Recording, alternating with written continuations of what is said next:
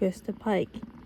And what exactly is Christa being sentenced to death for? What exactly did Christa do on a January evening in 1995? What exactly will the effect of her punishment potentially have on her? Well, I'm not here to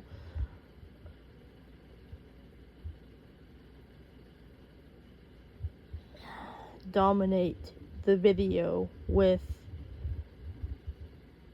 the case. I know what Christa did, but I also think it's important to recognize that Christa and the young lady she took the life of are both victims in this case.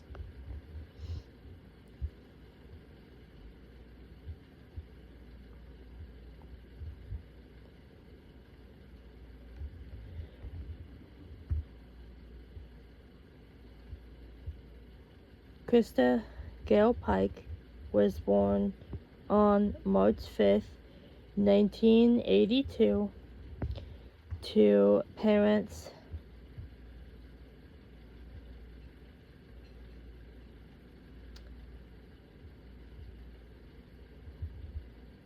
Alyssa and Glenn Pike.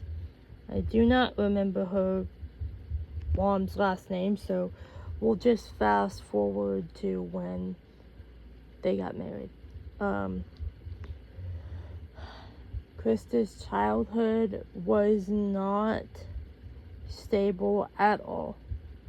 The only love she ever knew came from her grandma, Delphi. Christa, she bounced back and forth from house to house after her parents' divorce. When she could no longer be handled by her mother and father, she was sent to live with her grandma, Delphi, who later passed away. Delphi was the only person who made Christa feel truly loved.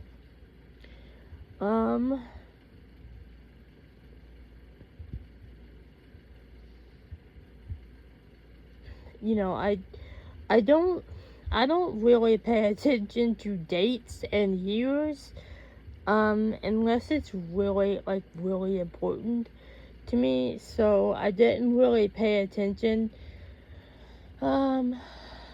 But to sum it up, the environment she was born into was trash. You know, dog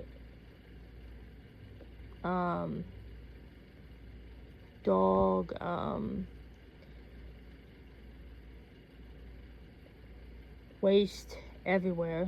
In fact, she would be found playing in it at some points by her aunt, which wasn't healthy at all for a baby because, you know, babies put their fingers in their mouth. She, you know, she was abused in every sense of the word, in every type of way you could think of.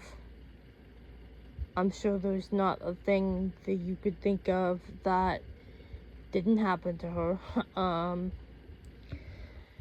And then we get to January of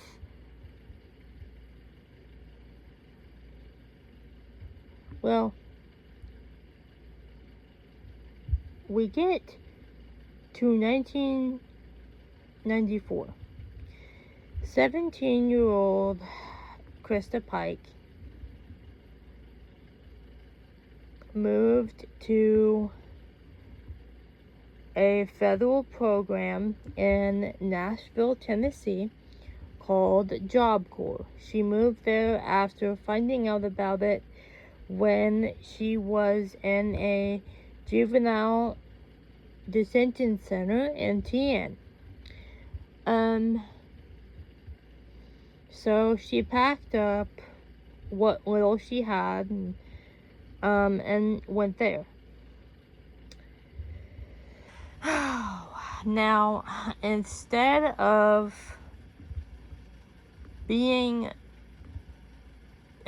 going there for what she intended to go there for, Christa would meet a man named Tadeo Ship, who was 17 years old at the time, and who was a Memphis, Tennessee native.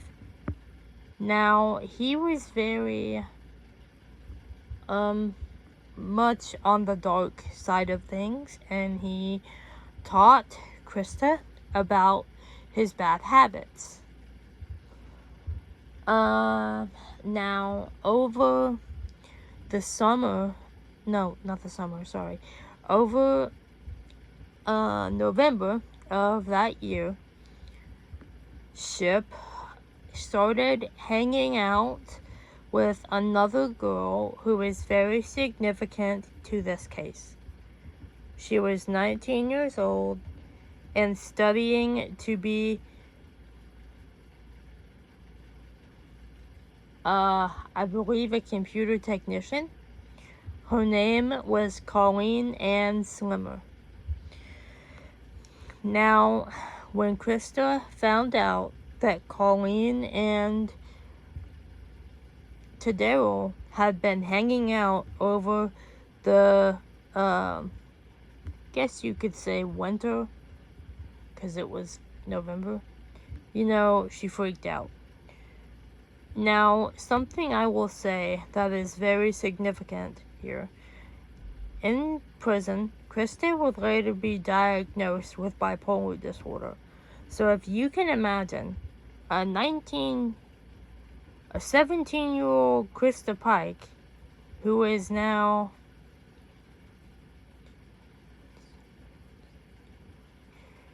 two months away from being 18, walking around with undiagnosed bipolar disorder, oh yeah, that makes for a big mess. Okay. And Tadeo, he's got a temper as well. They both have tempers. So basically,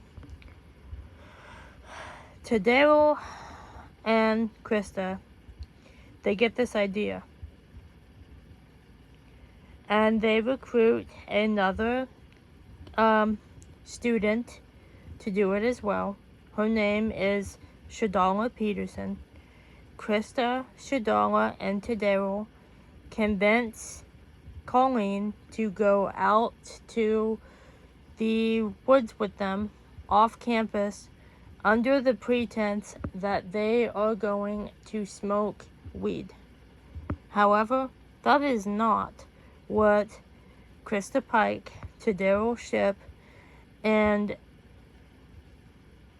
Shadala Peterson had in mind.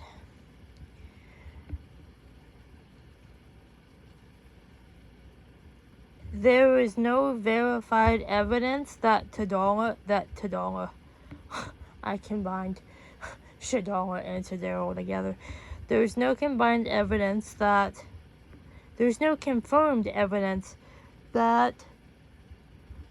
Shadala did it, but there is confirmed evidence that on the night of January 12th, 1995, Tadeo and Christa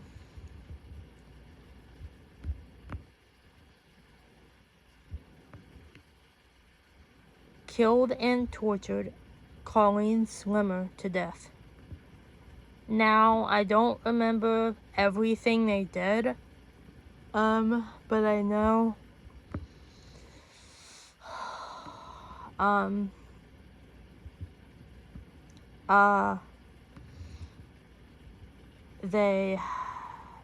Tadeo had carved a pentagram into Colleen's chest.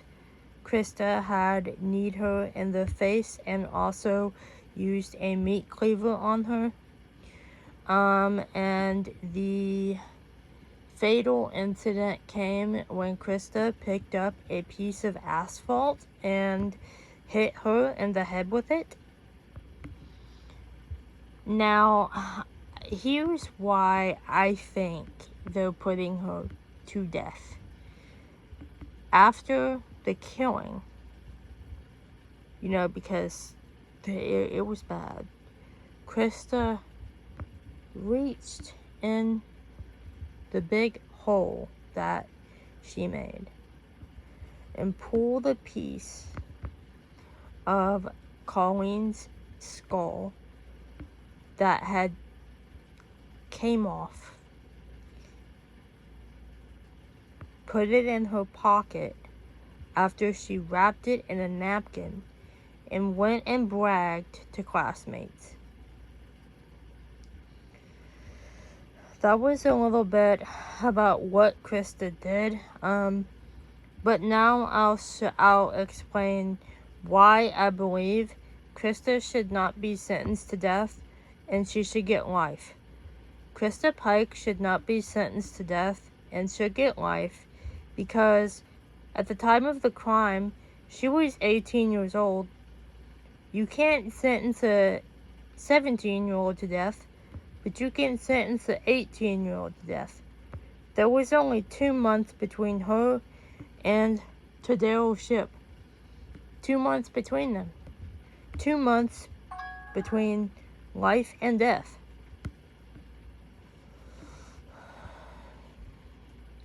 While in prison, Pike was diagnosed with a blood clot disorder called, and I hope I'm pronouncing this right, thrombocytopenia or thrombocytosis. It means that extra platelets excessively form in the blood, so there is a high risk for blood clots. The type of method they're using to execute her on September 30th, 2026 is currently lethal injection. Not to be graphic here, but if they use lethal injection on her,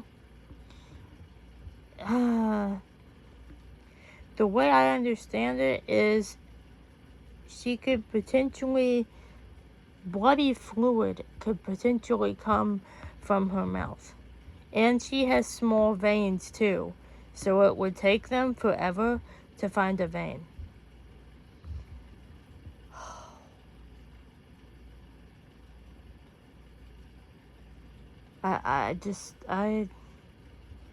I'm gonna write her a letter.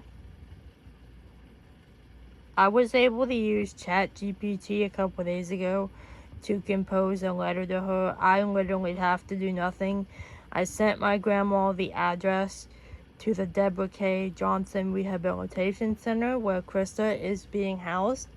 So all we have to do is find a stamp, get an envelope, write the letter on a piece of paper, and yeah, that's it. So yeah, guys, let me know, what do you guys think about Christa Pike? Do you guys think that she should be sentenced to death? Or do you guys think that she should get life? As always, my name is Christina, and this is Christina's Place.